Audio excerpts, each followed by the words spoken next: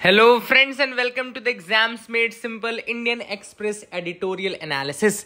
तो ये जो वीडियो है, आप सबको पता है कि मैं हिंदू का वीडियो बनाता हूं, द हिंदू एनालिसिस करता हूं। उसके बाद शाम के टाइम पे ताजी करारी तो नहीं, लेकिन हाँ बहुत ज़्यादा पुरानी भी नहीं, इंडियन एक्सप्रेस के जो मोस्ट इंपॉर्टेंट एडिटोरियल्स हैं या कुछ ऐसे कंसेप्ट जो कि प्रीलिम्स में आपसे पूछे जा सकते हैं, उनका डिस्कशन हम ज़रूर करते हैं। तो आई होप आप लोगों ने सुबह का हिंदू एनालिसिस देखा है। जो लोग नए हैं इसी वीडियो से जुड़ रहे हैं, उनको बता दूं कि अगर आप करंट अफेयर्स के लिए वन स्टॉप सोल्यूशन चाहते हैं तो this is the channel you are looking for. And I think we prepare the content in one of the best manners that could have been possible. तो आप लोग एक बार देख के जरूर जाइएगा अगर आपने नहीं देखा है तो, और please do like share and subscribe the channel as well. आज जो चीजें मैं डिस्कस करूंगा, ऑब्वियसली मैंने जैसा आपके कहा है कि मैं जो चीजें हिंदू में डिस्कस करता हूं वो चीजें यहां पे डिस्कस नहीं करूंगा। जो हिंदू में नहीं रहती है द हिंदू न्यूज़पेपर में, वो चीजें आपको यहां पे बताऊंगा। तो जो लोग हिंदू एनालिसिस या हिंदू न्यूज़पेपर पढ़ के आए हैं कहीं और से भी, वो भी इस वीडियो को देख सकते हैं। आपको गारंटी है कुछ ना कुछ अच्छा कंटेंट मिलेगा ही मिलेगा, और आज तो बहुत प्यारा कंटेंट मिलेगा। मैड डॉक्ट्रिन बताऊंगा, बहुत अच्छी अच्छी चीजें हैं, है ना। तो please do like and subscribe, बने रहें। सबसे पहला जो टॉपिक है वो है प्रिपेयरिंग फॉर 5G। अब ये अरुणा शर्मा द्वारा लिखा गया आर्टिकल है। इसमें सबसे पहले बात की जा रही है कि 5G क्या है, इंडिया में डेवलपमेंट कैसा चल रहा है, किन किन चीजों की जरूरत है, चैलेंजेस क्या क्या है, वे फॉरवर्ड क्या है। तो एक तरीके से पूरा का पूरा आपका मेंस का एक क्वेश्चन, मेंस का एक आंसर अरुणा शर्मा जी ने लिखा है। मैंने भी उसको यहाँ पे उतार दिया है। क्वेश्चन अब यूपीएससी आपसे किस तरीके से पूछ सकता है इस टॉपिक में, तो आपसे पूछा जा सकता है discuss the development status of 5G in India and challenges being faced। Simple question है जिसमें आपसे पूछा जा सकता है कि discuss the development status of 5G in India and the challenges being faced. अब आप सबसे पहले इसमें क्या करोगे, सबसे पहले तो आप बताओगे कि भाई इंडिया में टेलीकॉम बेस कितना है। तो लगभग 117 करोड़ टेलीकॉम यूजर्स हैं इंडिया में, 82 करोड़ से ज्यादा इंटरनेट सब्सक्राइबर्स हैं। India is one of the fastest growing market for digital consumers. तो अगर आप इंडिया देखें तो इतना ज्यादा मोबाइल टेलीकॉम सर्विसेज का यूज होता है कि मतलब उसकी कोई सीमा नहीं है, ठीक है ना। That is the first thing.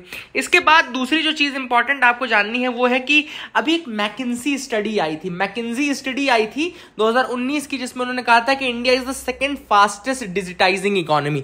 India जो है सेकंड फास्टेस्ट डिजिटाइजिंग इकोनॉमी है, ठीक है ना। तो इस कारण से जब डिजिटाइजिंग इकोनॉमी है तो ऑब्वियसली बात है डिजिटल इंफ्रास्ट्रक्चर जो है वो बहुत ही क्रिटिकल हो जाता है। तो डिजिटल इंफ्रास्ट्रक्चर इंडिया की ग्रोथ के लिए, चाहे वो इकोनॉमिकल ग्रोथ हो चाहे ओवरऑल स्टेचर वाइज ग्रोथ हो, वो बहुत इंपॉर्टेंट है डिजिटल इंफ्रास्ट्रक्चर।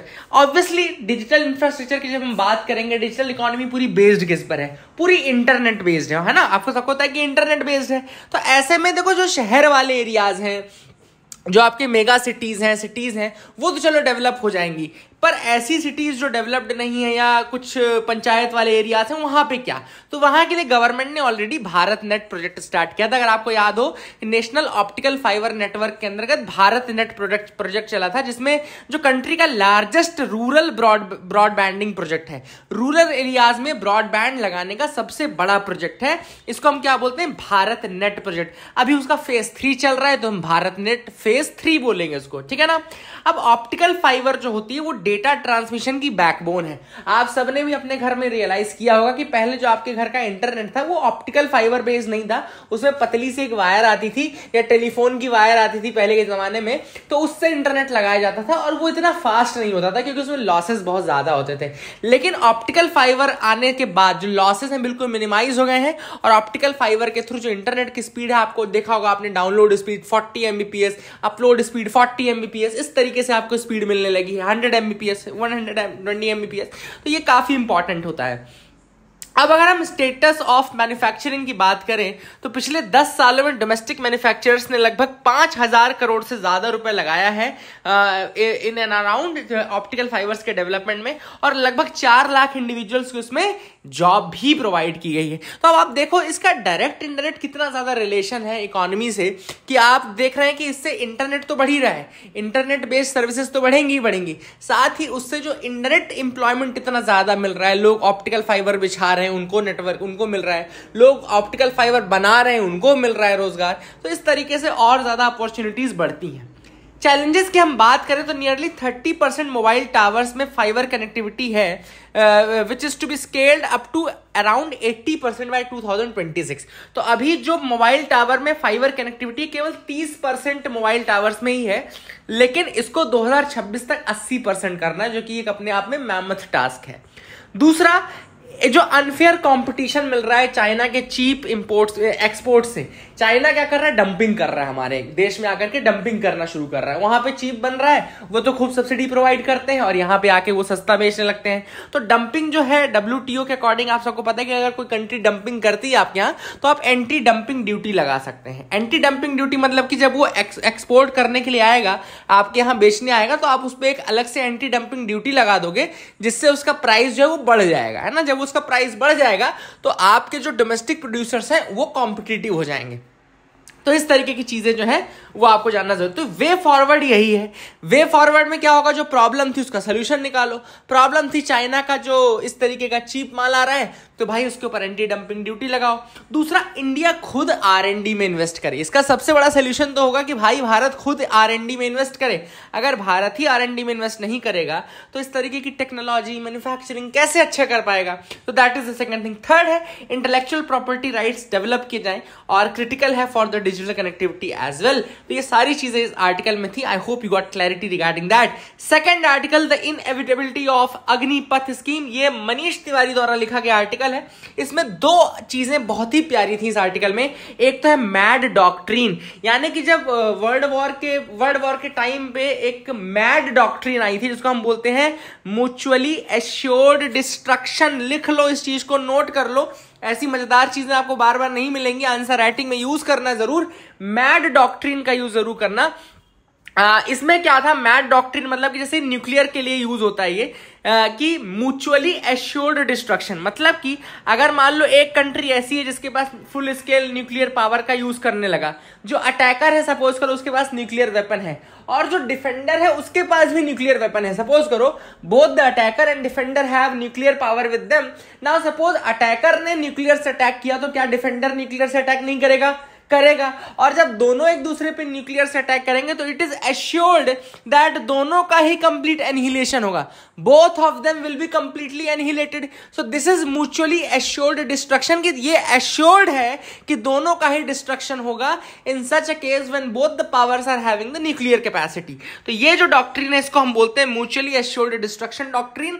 और इंडिया में जब कारगिल वॉर लड़ा जा रहा था भारत पाकिस्तान के बीच 1999 का साल था, तो इंडिया ने भी एक बहुत ज्यादा सीरियसली सोचना शुरू किया कि भाई हम अपनी आर्मी को, हम अपनी फोर्सेस को मॉडर्नाइज करें और रिफॉर्म करें डिफेंस फोर्सेस को। और ऐसे में जो एक व्यू निकल कर आया था, एक कारगिल रिव्यू कमेटी KRC बनी थी, जिसको कारगिल रिव्यू कमेटी बोलते हैं।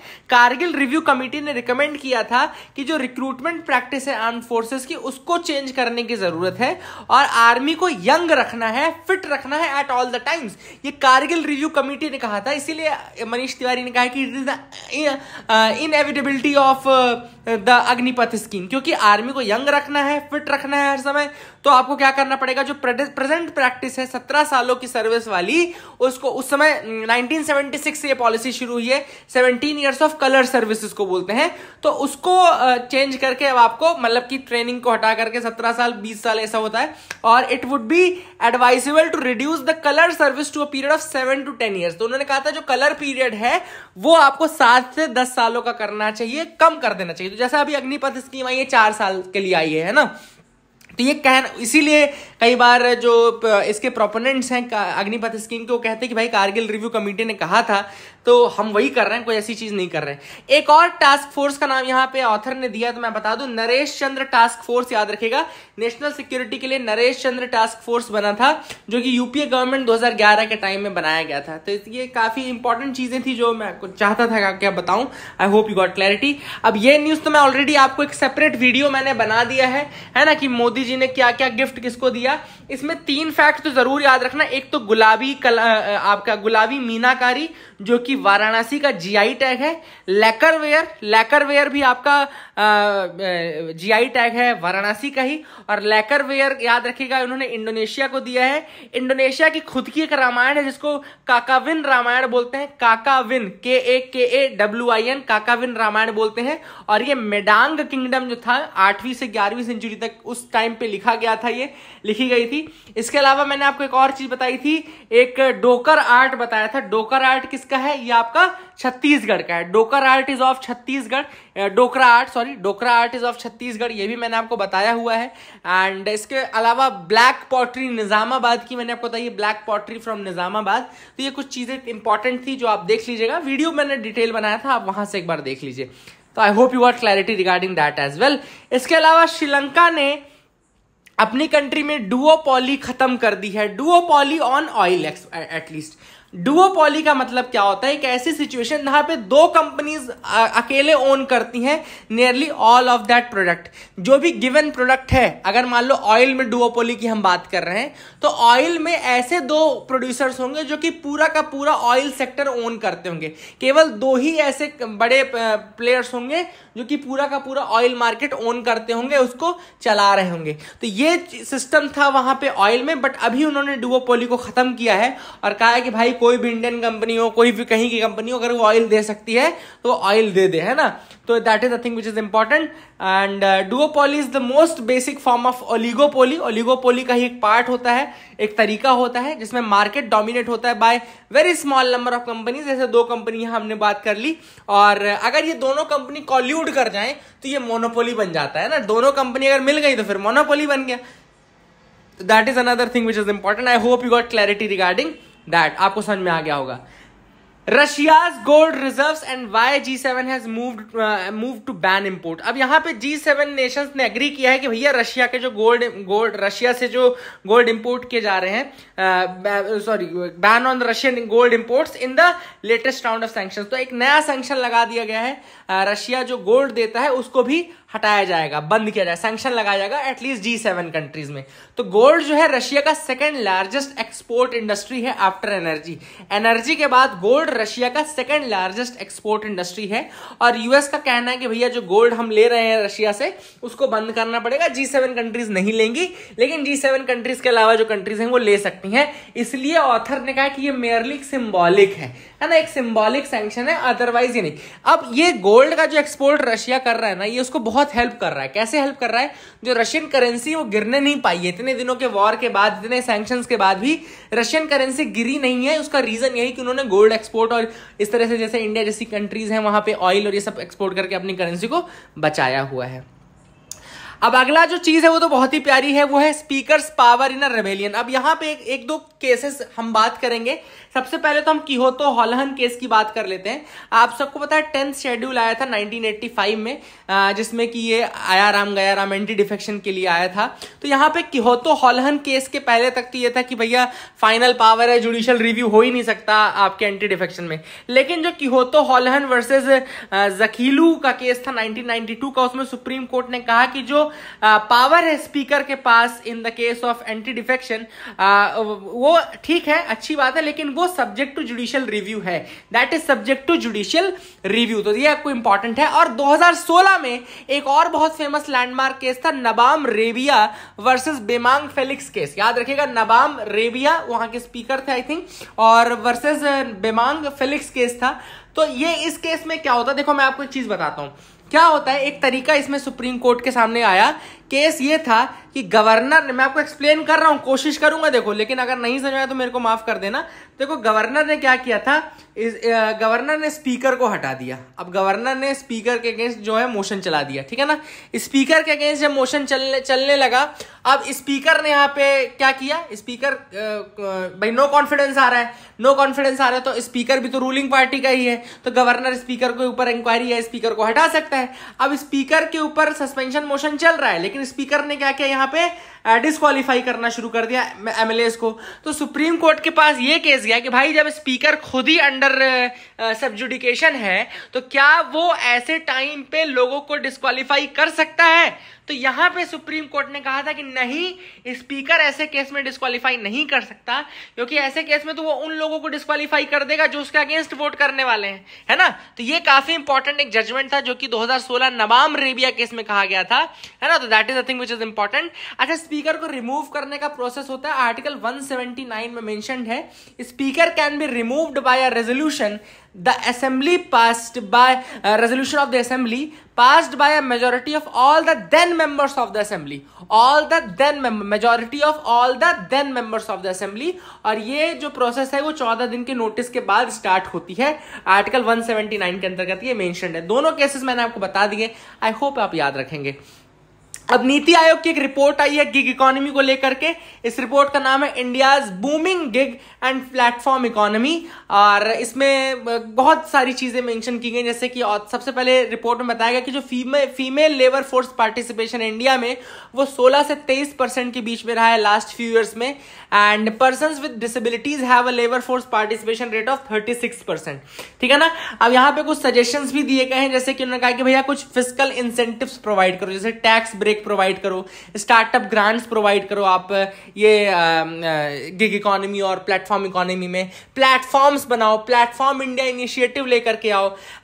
जो फिजिकली डिसेबल्ड हैं या फिजिकली ऐसे लोग हैं जो नहीं काम कर सकते, उनके लिए कुछ अलग इंसेंटिव्स लेकर के आओ, जेंडर सेंसिटाइजेशन करो, है ना, एंड ऐसी पॉलिसीज लेकर के आओ जो ओल्ड एज को, रिटायरमेंट प्लान को, इंश्योरेंस कवर को, ये सारी चीजें प्रोवाइड करती हो। ये सारी चीजें यहाँ पे मेंशन की गई हैं। रिपोर्ट का सिग्निफिकेंस ऑब्वियसली है, गिग वर्कर्स और प्लेटफॉर्म वर्कर्स जो है उनको प्रॉपर बेनिफिट्स जो है वो नहीं मिल पाते, क्योंकि ट्रेडिशनल एम्प्लॉयर एम्प्लॉय रिलेशन के बाहर के ये एम्प्लॉयमेंट होते हैं। तो एक ये भी एक तरीके से मुहिम है कि उनको उनके जो अधिकार हैं वो दिलाए जाए, है ना। तो that is the thing which is important. अगला है हर्मिट। क्या है भाई? पेगासस तो हमने सबने सुना था, हर्मिट क्या है? हर्मिट एक सोफिस्टिकेटेड स्पाईवेयर है ना, याद रखिएगा, जिसने आईफोन्स को, एंड्रॉइड डिवाइसेस को इटली और कजाकिस्तान में पूरा कैप्चर करके रखा हुआ है। और हर्मिट भी एक तरीके से स्पाईवेयर ही है, याद रखिएगा, सोफिस्टिकेटेड स्पाईवेयर है। अगर एक बार आपके डिवाइस में आ गया तो आपके ऑटोमेटिकली व्हाट्सएप, जो रात में जब आप सोने जाओगे ना, तो आपका टेलीग्राम और व्हाट्सएप डिलीट करके फर्जी टेलीग्राम और व्हाट्सएप डाल देगा, आपको पता भी नहीं चलेगा, मामूली सा डिफेक्ट रहेगा जो आपको ढूंढने से भी नहीं मिलेगा, और आप फिर उसको यूज करते जाओगे और आपकी पूरी चैट लीक होती जाएगी ना। तो बच बचा के चैट करना, एक बार डिलीट कर लो, दोबारा से ऐप स्टोर से डाउनलोड कर लो या प्ले स्टोर में जाकर के। तो that is it for the day friends. I hope you like the video. Please like and subscribe. Keep loving us, keep sharing us. Thank you, have a nice day.